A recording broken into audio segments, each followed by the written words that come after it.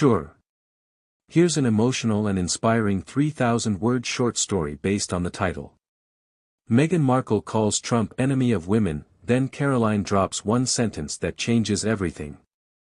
The lights of Manhattan twinkled like scattered diamonds against the night sky, but inside the quiet studio of an independent news channel, there was only stillness. Meghan Markle sat alone on the edge of a high stool, waiting for her cue. The live interview was just minutes away, and the producer had stepped out, leaving her momentarily alone with her thoughts.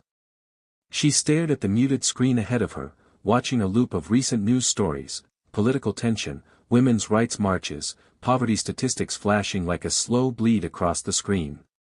The world, it seemed, was growing more divided with every headline. Meghan pressed her fingers together, whispering a silent prayer that her words tonight wouldn't just stir controversy, but might open hearts. Outside, in the thick of a humid July evening, Karoline Leavitt clutched her note cards with both hands as she stood behind the stage curtain.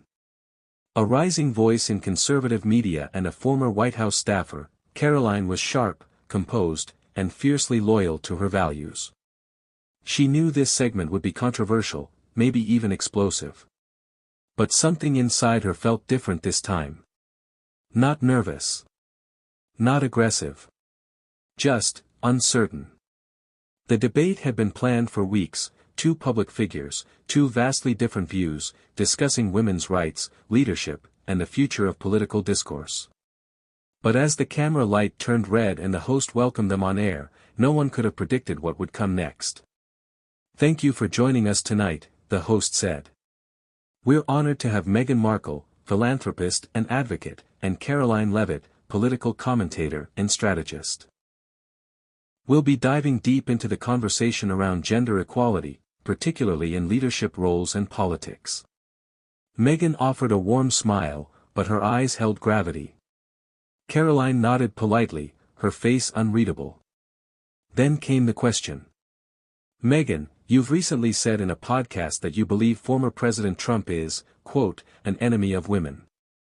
Do you stand by that?" The studio fell silent. Meghan didn't hesitate. "I do. Not out of hate, but out of concern. His policies and rhetoric have hurt millions of women, mothers who lost healthcare access, daughters who feel unseen, and survivors who feel silenced. If we can't name harm, how do we heal?" The host turned to Karoline. "Your response." Karoline looked at Meghan. Not just glanced, looked. There was something deeper than political calculation in her expression. A hesitation. A memory. A moment of invisible gravity tugging at her chest. And then she said it. One sentence.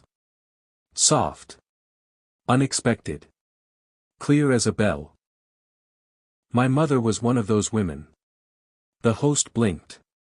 The air stilled. Meghan slowly turned toward Karoline. Karoline inhaled. "I grew up